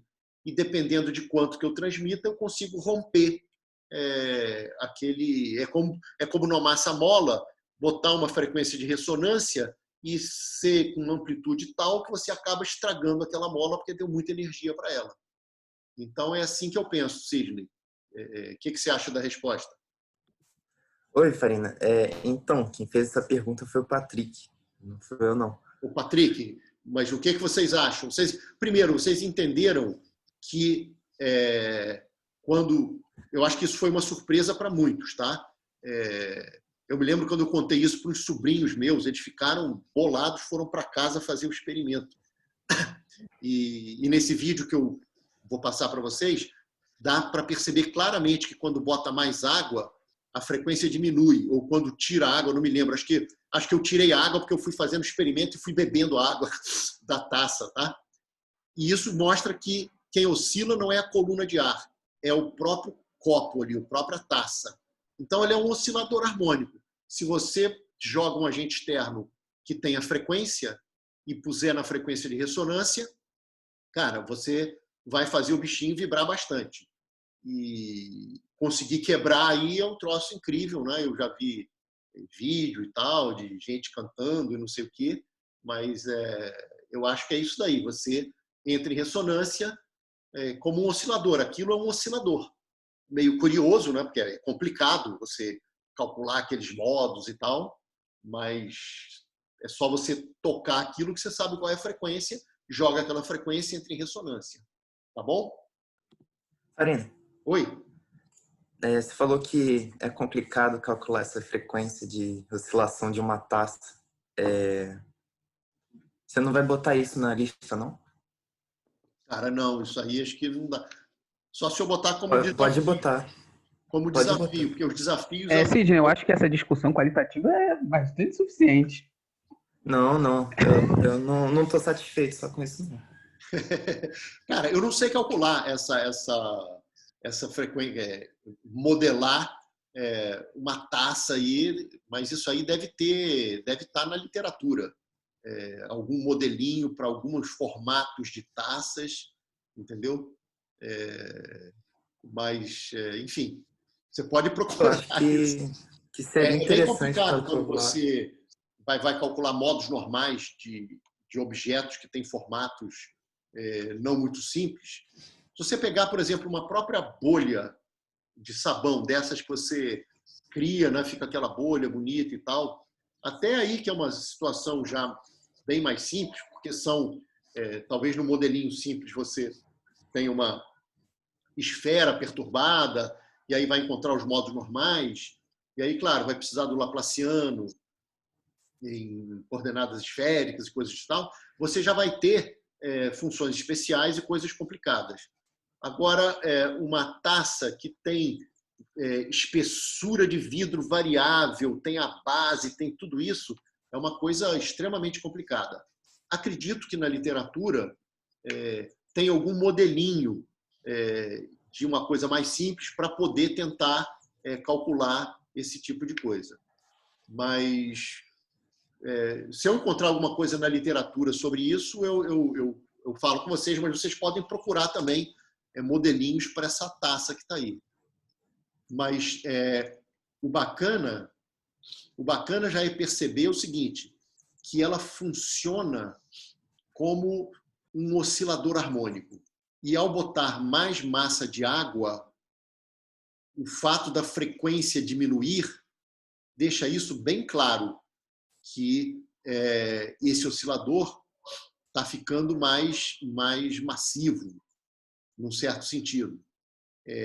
Claro que, na verdade, também está acontecendo uma outra coisa também, né? Porque uma taça vazia, ela pode lá vibrar, quando você começa a botar água ali, você talvez dificulte ali também, né? aquela vibração, né? Enfim, é um problema bastante complicado. Agora, talvez uma coisa que fosse interessante aí para vocês que são espertos com celular, vocês podem baixar aplicativos para o celular que fazem, por exemplo, decomposição de Fourier. Tá? Tem aplicativos que fazem decomposição de Fourier de modo que você toca uma nota do violão ou emite um som, bota o celular ali perto e ele vai te dar um gráfico dizendo que frequências estão presentes naquele som que você emitiu. Então, vocês poderiam, estou até sugerindo aqui para vocês, um experimento que seria o seguinte, isso acho que é uma coisa factível. Vocês peguem uma taça que produz um som bacana, façam o som e vejam lá no aplicativo qual foi a frequência dominante lá daquele modo. E vão aumentando a massa e vão vendo como é que essa frequência vai variando quando você varia aquela massa. E provavelmente deve ser uma coisa, talvez não linear, uma coisa meio complicada, talvez não varie muito no início de botar água e só comece a variar mais quando a água começa a ficar mais perto da metade, um terço, sei lá. Uma intuição que eu tenho, que a água deve prejudicar muito mais quando você já está com metade da taça do que quando você bota lá embaixo um pouquinho, porque as vibrações devem ocorrer com amplitudes maiores aqui em cima. Já perto da base da taça, já não deve ter muita vibração. Ter ou não ter água ali não deve alterar muito. Então, eu espero não estar errado, que se algum de vocês fizer esse experimento, vocês verifiquem. Primeiro, verifiquem o que eu falei da frequência, que a frequência, em vez de aumentar, ela diminui. Depois, que a variação dessa frequência ela deve ser mais significativa à medida que vocês têm mais água. E depois eu não sei qual vai ser o comportamento, né? Que função vai ser de frequência versus altura. E claro que isso depende do formato da taça e por aí vai. Mas é uma boa. Sidney, você gosta de fazer experimentos, assim, esses experimentos caseiros? Eu experimento. Eu acho que o Patrick vai curtir mais isso do que eu. Eu faço as contas. Então você fica encarregado de buscar na literatura algum artigo que mencione isso e faça algum modelo teórico. E o Patrick, quem mais quiser, vocês podem juntar um grupinho aí, ó. Sábado à noite, podem ao vivo num Zoom aí, num Google Meet. Quem tiver, porque é difícil encontrar uma taça em casa. Eu custei, cara, eu achei que eu não tivesse, depois eu achei uma taça perdida, sei lá onde, e consegui fazer esse videozinho. Mas quem tiver, pode fazer um encontrozinho, um meetzinho com a galera, e aí faz ao vivo ali, ó, galera, vou botar aqui, pode botar vinho, pode botar o que quiser, vai bebendo, e dá para perceber no ouvido. Eu sei que tem pessoas que têm uma educação musical maior ou menor, né? Mas dá para perceber a mudança da frequência e no sentido que eu falei, que quando bota mais água, a frequência diminui. E aí, se alguém puder... Eu sou péssimo para tecnologia também, mas se alguém puder baixar algum aplicativozinho e medir o que está acontecendo com a frequência, seria uma coisa muito, muito legal. Galera, deixa eu fazer o seguinte. Acabou que eu não fiz nem um terço da aula de hoje, mas eu gostei muito da aula de hoje, porque teve muita, muita discussão, foi muito bacana mesmo. E o que eu ia falar, e vou falar ainda, não hoje, mas está na apostila. Então, eu vou fazer o seguinte, deixa eu só fazer um desenho que está faltando aqui, e depois falar do que seria o resto da aula, e eu vou usar um pouco da aula de quinta para fazer o fechamento teórico desse capítulo, falando de Fourier e um pouquinho de função de Green, mas eu vou pedir para vocês lerem, vou pedir mesmo, para que na aula de quinta todos tenham lido o que falta do capítulo 2, lá na apostila, para a gente poder fazer rapidamente isso na quinta-feira. E agora eu preciso só fazer um gráfico aqui, que é o seguinte, eu vou fazer o gráfico da potência média versus frequência. Então, aqui você tem frequência aqui tem essa potência média lá da força externa, mas eu vou fazer para gama bem menor do que ômega zero, que aí o pico de ressonância fica bem acentuado. Se vocês analisarem, isso está feito na apostila, no Moisés, em qualquer livro que tenha uma discussão do oscilador harmônico amortecido e forçado, e aí você tem um pico bem acentuado, simétrico, nesse limite que está aqui, e aí o máximo dele ocorre exatamente aqui, no ômega zero, tá? O pico isso é chamado de pico de ressonância, aqui o ômega zero, e a meia largura, deixa eu ver se tem uma seta dupla aqui nesse aplicativo. Tem. Então, aqui, ó, mais ou menos, isso que está aqui, vocês podem mostrar que essa semilargura, se eu não me engano, é 2 gama. Pode ser que eu esteja errando um fator de 2 aí, porque tem gente que define o gama diferente do que a gente define. A gente definiu como B sobre 2M. Tem gente que define como B sobre M, enfim. Mas o importante é vocês saberem o seguinte, que o pico de ressonância é tão mais alto e mais estreito quanto menor for o gama. Tá legal? E a semilargura, nessa situação aqui, é dada por isso. E o pico fica mais alto. Vocês podem calcular o valor máximo dessa expressão que está lá na página anterior. Vocês podem calcular e perceber também que vai ter um gama que, quando ele diminui, esse pico daqui aumenta. Deixa eu salvar isso que está aqui para a gente ter esse PDF já garantido, tá bem? Bom, gente, só para comentar as cenas dos próximos capítulos, que era o que eu faria aqui na aula de hoje. Para mim, ela tinha meia horinha com isso que está aqui, e o resto da aula era sobre, vamos dizer assim, f de t periódica, uma função periódica qualquer, tá? Então, isso aqui ia acabar nos levando a Fourier. Então, a gente vai falar um pouquinho de série de Fourier para poder calcular, dada uma função periódica, qual é a série de Fourier dela e como seria a solução se a gente tivesse um oscilador harmônico amortecido e forçado por uma função periódica.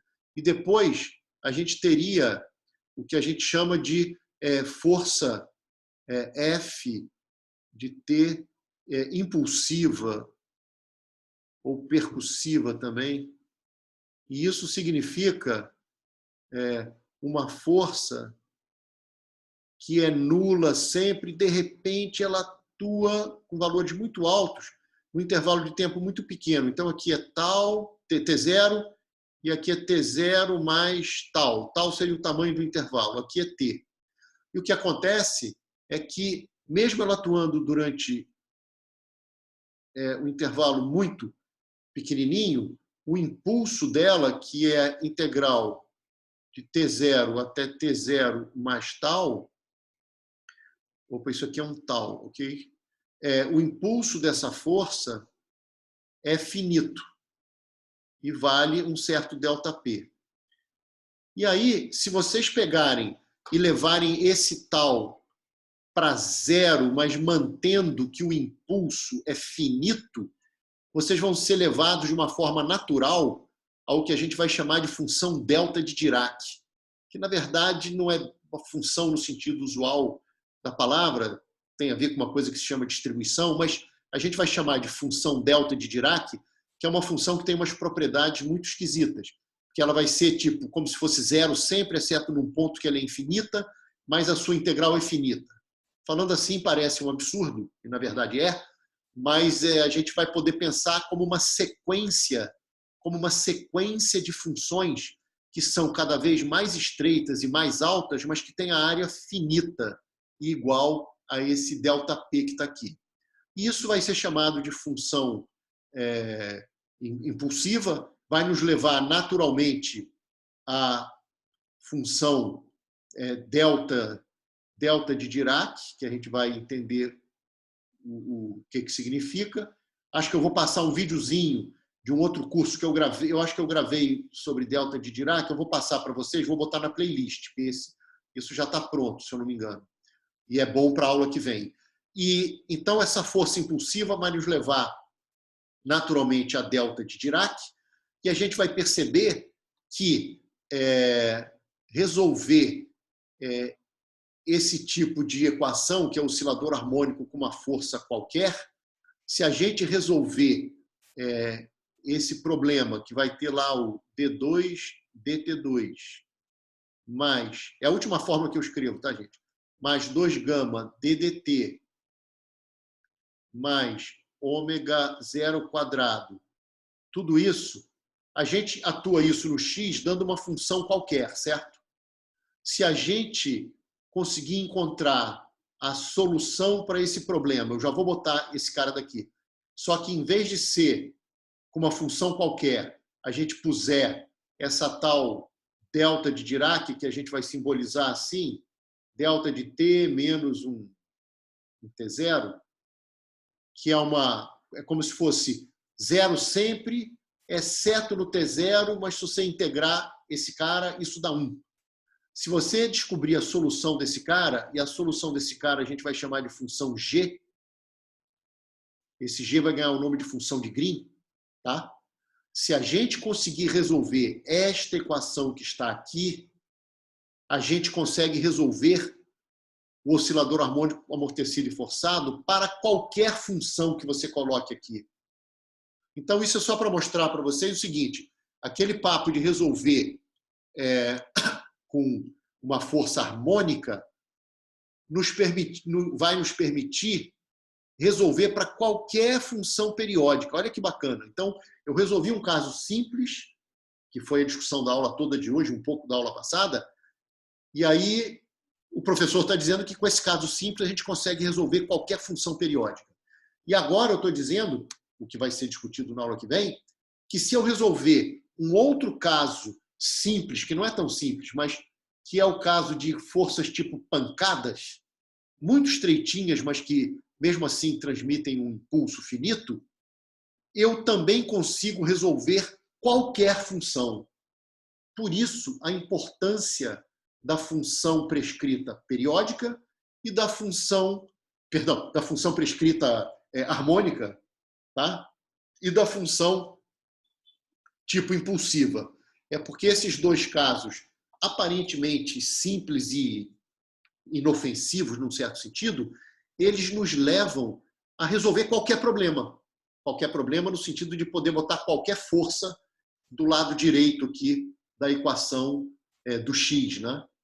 E, enfim, mas eu vou falar pouquinho só disso, porque, em geral, a gente não dá isso muito, a gente aprende isso mais para frente, mas, bem ou mal, vocês já aprenderam um pouco sobre essa tal função de Green, né? Se vocês me permitirem mais, eu sei que eu já passei da hora, se vocês me permitirem mais 5 minutos, ou menos, 3 minutos. Pode continuar à vontade. Deixa eu tirar uma dúvida. Fala. Deixa eu tirar uma dúvida antes. Não é da matéria, é uma coisa que, inclusive, as pessoas falaram no grupo da turma. Existe a possibilidade de uma aula extra ou de algumas aulas extras? Existe. A gente pode marcar. Então, vocês podem já ver entre vocês quando seria um horário para essa aula extra. É claro que nem todo mundo vai poder comparecer, e aí a gente grava a aula extra para quem não tiver comparecido. Tá bom? Ok.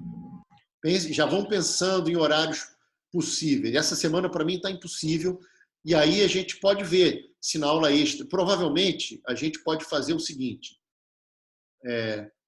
aquelas quintas-feiras que eu, em geral, dou muito mais exercício, eu poderia explorar mais, às vezes, para dar a matéria, e na aula extra seria aula de exercício. Isso para não prejudicar muito quem não pode comparecer. Mas, de qualquer maneira, vai estar gravada. Então, a gente faz isso, tá bem? Tá bem, eu vou passar lá no grupo. Obrigada. Tá, já passa no grupo, vendo qual seria um horário apropriado para vocês, e aí eu tenho que encaixar um horário para mim, talvez acabe sendo um horário um pouco esdrúxulo, mas, enfim, aluno motivado, cara, só motiva professor também e vice-versa, né? Então, é isso daí. Então, só fazer um comentário final aqui, que já foge totalmente, mas já que eu falei de função de Green, tal, é só um comentário aqui, um comentário sobre esse papo de função de Green, que, no fundo, vocês já estão lidando com, e com função delta também, delta de Dirac. Vocês já sabiam... Marina, Oi? posso fazer um pedido para você? Pode? É algo... Eu sei que a gente físico é muito zoado por chamar delta de Dirac de função. Mas, por favor, não fala que é função. A gente chama de delta de Dirac, então. Isso. Tá bom. Ou chama de funcional, não sei. Tá bom. Então, vamos fazer assim, em homenagem ao Sidney, vou chamar de delta de Dirac. Tá bom assim? Obrigado. Tá. De vez em quando vai escapar, por abuso de costume, vai sair função delta de Dirac, tá bom? Mas aí você dá um... Eu tô tentando já fazer as coisas na moral para não ter esses vícios. Ótimo. Isso aí é muito bom. Então, para vocês perceberem que vocês já tinham tido contato com delta de Dirac, vocês, lá em Física 3, resolveram... vocês tinham lá... opa, o que aconteceu aqui? Tá. Vocês tinham lá, na eletrostática, vocês tinham lá div de E igual a ρ sobre ε0, e como o campo era conservativo, o E podia ser escrito como menos grade de um potencial. Quando você joga um lá no outro, div do grade é o nabla 2, vocês chegam no nabla 2 de V igual a menos ρ sobre ε0, tá certo? Por outro lado, vocês sabem que uma carga pontiforme em R0, por exemplo, carga Q, ela tem um potencial no ponto P, isso aqui seria o vetor R menos R0, e esse cara daqui é o ponto P. Vocês sabem que o potencial dessa carguinha Q, como função de R, ele é dado por Q sobre 4πε0, 1 sobre módulo de R menos R0, que é a distância do ponto P até aquela carguinha, tá certo? E se vocês tivessem que dizer quem é esse ρ, quem é o ρ de R desse problema? Ora, o ρ de R desse problema, fora da carga, ele esse ρ de R, ele é zero se R for diferente de R0, concordam? Porque não tem nenhuma carga fora da posição da carga pontiforme. E o que acontece é que existe uma carga no espaço. Então, se eu integrar esse cara daqui em todo o espaço, isso que está aqui tem que me dar Q. Certo? Então, vocês já estão lidando com alguma função esquisita aqui, aliás, né, com algo esquisito, que seria algo que é zero sempre, mas, exceto num ponto, mas que, quando você integra, aquilo tem que dar um certo valor.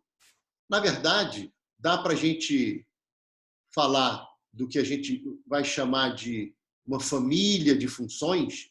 Você vai definir funções que dependem de um parâmetro, e aí são funções bonitinhas, e você pode fazer gráficos dessas funções. Por exemplo, você pode botar aqui alguma coisa, deixa eu ver se eu tenho aqui para botar de cabeça. alguma coisa... Não sei se eu vou botar... Vocês confiram aí o que eu vou botar um instantinho, tá? Então, peguem essa função aqui, ó. Delta epsilon de x igual... Eu vou pegar uma gaussiana, tá bem?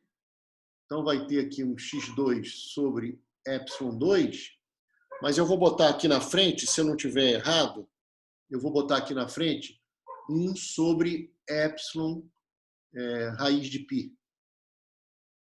E essa função que está aqui, na verdade, para cada epsilon eu tenho uma função diferente. Para cada epsilon tem uma função diferente. Então, eu tenho uma família de funções, tá certo? Uma família infinita de funções, porque esse parâmetro epsilon é contínuo. E vocês vão perceber...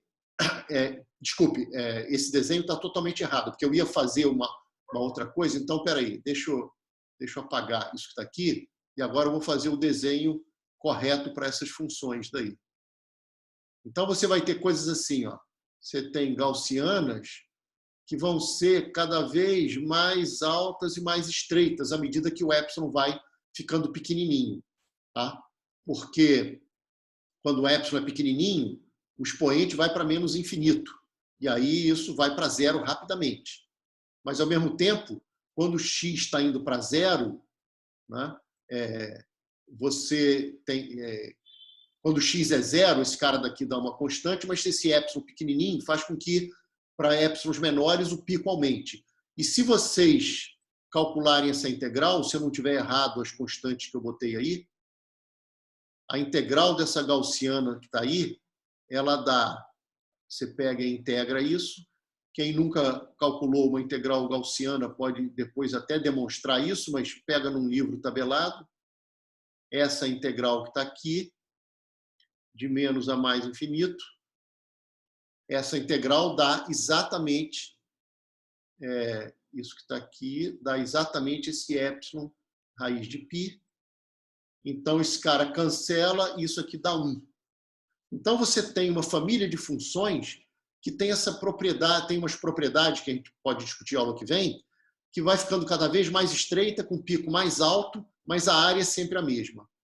E o que o pessoal chama aí de função delta de Dirac, que não é uma função, tal, seria o limite dessa sequência. E tudo que a gente vai fazer usando essa delta de Dirac, que a gente vai fazer integrais que vocês vão achar estranhas. Como é que pode? Ela é zero o tempo todo, exceto num ponto, e a integral da finita? É porque tudo que a gente fizer com ela, a gente não vai trabalhar praticamente nada com ela no curso. Eu vou só falar durante alguns minutos sobre ela. Mas tudo que vocês fizerem com ela pode ser feito com essa sequência de funções, onde tudo está bem definido e elas são funções bonitinhas. Tá? E, enfim, então... O pessoal chama aí de função delta, ou só delta de Dirac, para o Sidney continuar assistindo a aula e não sair correndo, seria o limite dessa sequência de funções quando o epsilon vai para zero. Mas então vocês já estão percebendo aqui o seguinte, que esse ρ que está aqui, não sei se o exemplo foi bom, porque aqui já é em 3 dimensões, mas esse ρ nada mais é do que uma função, perdão, é a delta de Dirac em 3 dimensões. Esse delta de R menos R0 seria delta de x menos x0 vezes a delta de y menos y0 vezes a delta de z menos z0. Então, no fundo, vocês já estavam trabalhando com alguma coisa tipo delta de Dirac, que é o ρ de uma carga pontiforme, e como vocês sabem que isso que está